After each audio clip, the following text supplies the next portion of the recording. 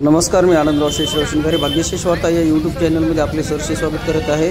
आमचे प्रतिनिधी अमोल बाचुटे यांनी अधिकची माहिती दिलेली अशी की नांदेड जिल्हा परिषदेसमोर एका तरुणाने अनोखे चितेवर बसून आंदोलन केलेले आहे। आपण जाणून घेऊया त्यांच्या भावना।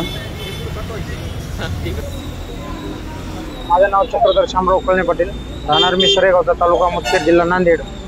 मागील 20 ते 25 महिन्यापासून माननीय मुख्य कार्यकारी अधिकारी या संबंधित कार्यालयास 110 निवेदन दिलेत, 4 आमरण उपोषण केलेत, शिक्षण आयुक्ताला जाऊन पुण्याला धरणं आंदोलन दिले। काल म्हणजे 15 तारखेला मागील महिन्यामध्ये राज्याचे मुख्यमंत्री, दोन्ही उपमुख्यमंत्री आणि शिक्षण मंत्री तसंच त्यांना स्वतः निवेदन देऊन इन्व्होट केलंय मंत्रालयात जाऊन।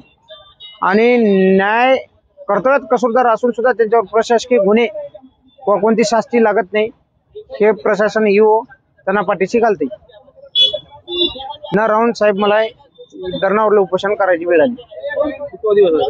आज माझा पहिला दिवस आहे।